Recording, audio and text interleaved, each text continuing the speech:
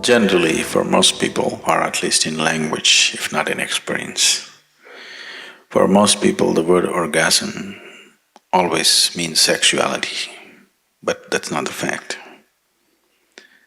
Essentially, an orgasm means an internalized ecstatic state. It is being used generally in language with relation to sexuality because unfortunately, for most people, they have known no other experience bigger than the physical intensity of sexuality, probably. Most people have not even known anything more than that. So they have started using the word orgasm for sexuality. The word orgasm means much more than that your whole organism has reached a certain peak. Sexuality doesn't do that. It gives you a certain sense of peak, but it doesn't take you to an absolute peak where every cell in your body will burst. So, it is… sexuality or sex is an inadequate activity to be described as an orgasm. It's inadequate. It is just that when physically one reaches a certain state of ecstasy, there is a limitation. But once one knows how to be orgasmic without the need of the physicality, then it's a perpetual orgasm. In India, we have a better word for this. We call this Ananda. Ananda is orgasmic.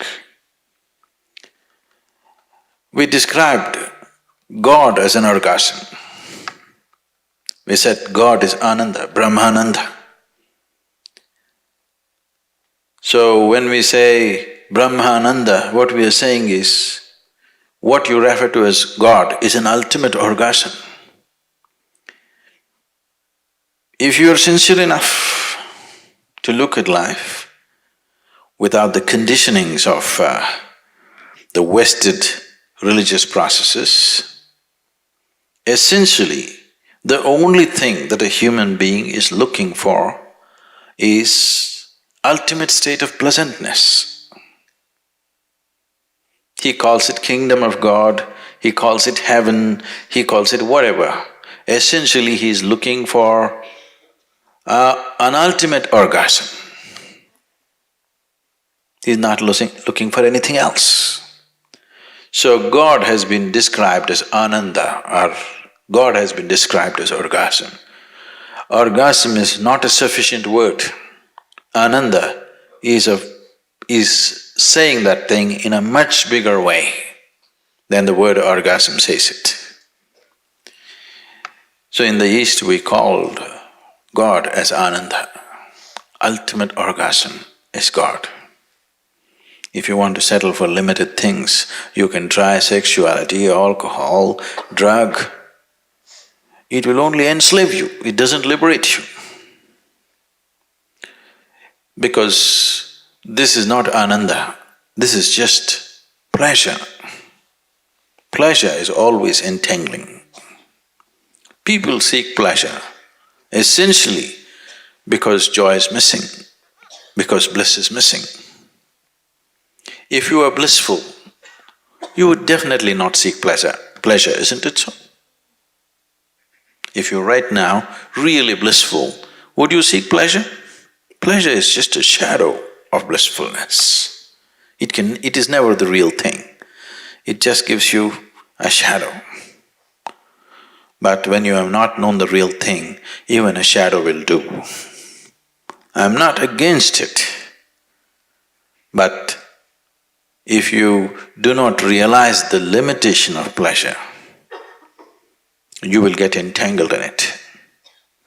The more and more you seek pleasure, the more and more you get entangled to the objects of pleasure. But the more and more blissful you become, the more and more you become free from everything.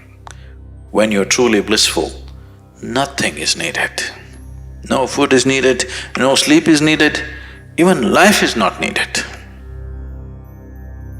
Actually, when you're truly blissful, you're willing to die. Please see this.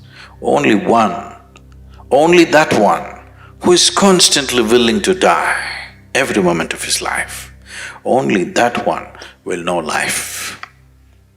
Because if you do not know how to fall into the abyss of life, you will never know the peak of life. Life is one inside the other, that's the problem.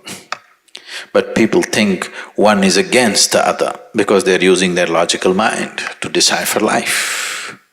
Life and death are one inside the other. Are they one after another? They are not one after another, they are one inside the other, please see. And only if you willing to fall into that abyss of death, you will know the peak of life. Generally, in English language, if you're in a hopeless condition, we say, it is said in English, you're falling into a bottomless pit. Please understand this. Look at the superficial nature of people's understanding. If a pit is bottomless, there's really no danger, isn't it?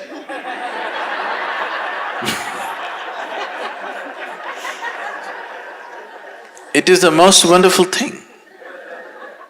If something is bottomless and you fall into it, it is an eternal free fall. Only because there is a bottom, there is a problem.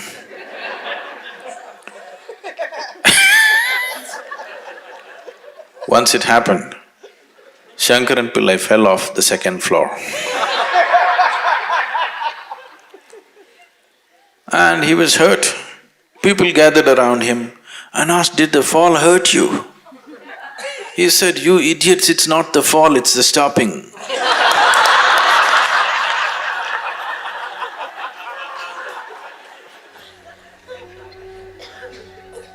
It's never the fall, it's always the stopping which hurts you, isn't it?